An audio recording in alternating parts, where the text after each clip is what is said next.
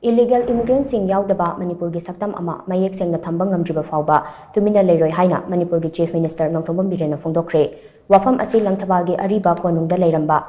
Assam Rifles ki camp ama mafam adudagi panglap laptana launa saba camp amada hongjinbaga mari leinana pangthokpa thauram amada mahakna phongdokhibani Manipur lenga ki Department of Art and Culture na sillaga pangthokpa thauram aduda Chief Minister Nongthombam Biren hai Manipur gi puwariga tatna thanaba yadraba langthabal gi ariba konungda leirakiba Assam Rifles ki camp asi hongdoknaba lengakna angamba thakta hotnaraga lakhi Camp asi Manipur University ki campus manungda leiba maramna University asi ki academic atmosphere da akaiba kaya pire haiba wafam oja amadi mahairoi singna thengkhang kaya da lauraga lakli adumakpu camp asi atopa mafam chaba amada hongdoknabagi thaurang paikhatpada lenga ki oinasu khudong chadaba kaya leikiba maramna matam khara thengthaki pumnamak sing asi oidunasu ngasi Manipur miyam amadi Manipur University ki oja amasung mahairoi singi apamba ningbathung halle masigi damak Union Home Minister Amit Sahabu thagaba phongdokli Haujikti Ningthau Gambir Singhi konung oiramba mafam asi Manipur lenga ki Art and Culture Department na mapung oiba thaudang lauraga semgatnaba hotnaragani madugi damak lupa kor kun sanction tawbada ayaba pirakle mafam asida Assam Rifles na saramba building macha sing asi loina manghanduna Ningthau Gambir Singhi leiramba Darbar Hall amadi laishangna chingba pumnamak mahausagi saktam kaihandana semgatlagani masidasu natana Kanchipurda leiba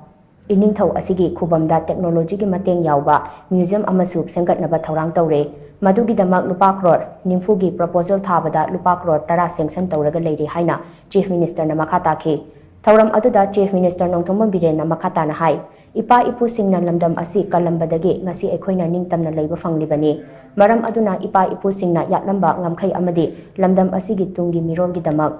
ngaklaga thamba haibasi ekhoi gi thaudangni Haujik paliba lengak asigi matamda mangluraba lamdam asi pukai langai sing nongna masak taknaba hotnagani madugi damak lengak pairibani haujik Manipur miyamna mayoknariba awaba phibam asi lengakna aran osoi tawkibagira haibadu miyamna nainabiyu Manipur lengakti chahi dising ani henbagi puwari na thairaga punaba honarapa singdagi Manipur kannaba hotnaba khaktani semjin sajinba puwari amata Manipur lehalloi Haujik thokliba lan asida Chief Minister na nomai kapnaba yawruba yaroi aikhogi thaudangdi lamdam asida khundaminariba yelhau mising kannabagi policy puthokpani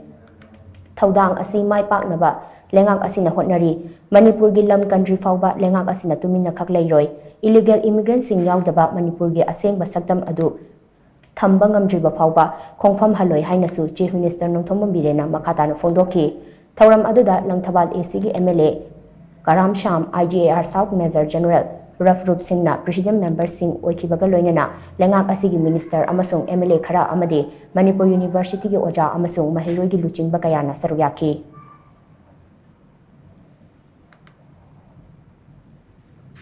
Kana umba khara di deeply yengna bokona de ekoi se kam sathina soba community no se yengna bokona gohana unana bokona gohana mujik sida koi phamuna ga dam mate Zati mayam loina punna chakpa yaba puba ngamba hana gi damai tawjiro Bangladesh su leiba yaba Pakistan su leiba yaba Myanmar su leiba yaba drug su tawba yaba adugumba gi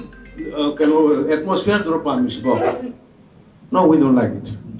ekoi indigenous population me uro de gi leira busin che machine su yam jadabrina yamna neat and pure neat and clean identity che taseng na koi thamding Narangi, Mizoram CM will reply you. DIPRD people. Manipur is not like Mizoram, which was a district, part of district of Assam and the newly created state. Not there. What is a listening Puari labor? 1949, the Bharat Matamda 8,620 square mile yauna. Population lakh mangaga lising trying to punna merge over dumba boundary shape when it meet create to guna taba ekoi gi isagi boundary ke yauna merge over dumba state mani na ngana khumni fact ni fact sing lo ke kana bata Indian sing da Malayan India doesn't know many things many people doesn't know where is Manipur the real historical background ado koi na khangan batai we have to publish book